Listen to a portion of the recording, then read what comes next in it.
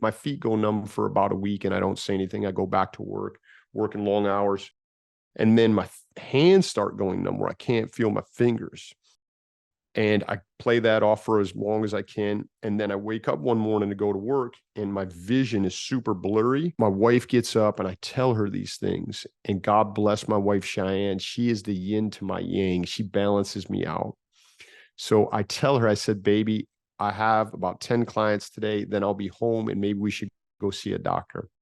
So she goes, no, you're going to cancel your day of work and we're going to the doctor now. Thank God. So we go to urgent care. And at this urgent care, they start doing some simple tests on me and I faint. I go unconscious. I'm not known for going unconscious. I'm not squeamish if someone takes blood and all this.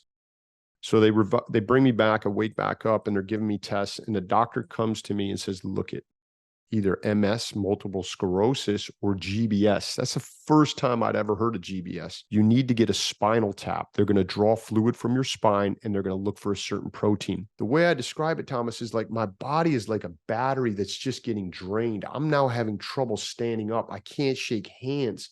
My reflex, when they hit your knee with the hammer to see if you have reflex, it's gone. I have no reflex. I can't feel it.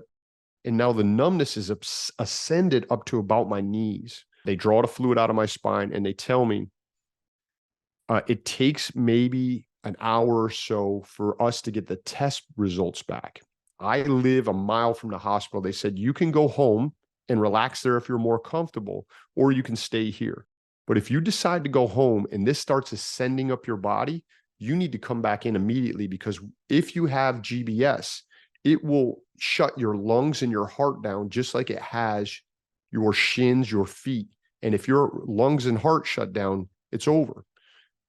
So I go home. I'm exhausted. I take a 20-minute nap. When I wake up 20 minutes later, I cannot feel from my waist down. My legs are not working. I can't stand. My wife has to help me to stand. Here I am, this physical guy that's working out 7 days a week, does jujitsu, boxing, all this stuff, so defined by my physicality. And in less than 24 hours now, I can't even really walk. So my wife puts me in the car. We go back to the emergency room and the test comes back that I'm positive for Guillain-Barre syndrome. They put me in a wheelchair and they wheel me up. They don't wheel me up. They bring me in the elevator and they wheel me, put me to the third floor to the ICU. Now, I have no idea what GBS is, only what they're telling me. I've done no research on that.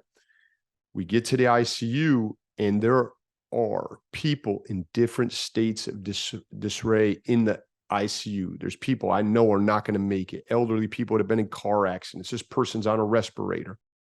And I make some definitive decisions in this time of uncertainty and go, I'm never going to complain. I'm never going to go, woe is me. I'm not going to say, why is this happening to me? I'm never going to complain at all. I don't know what the hell this thing is, but I'm going to get out of here. I have a family that needs me. I have boys that need a father. I have a wife that needs a husband. And I am going to find a way out of here.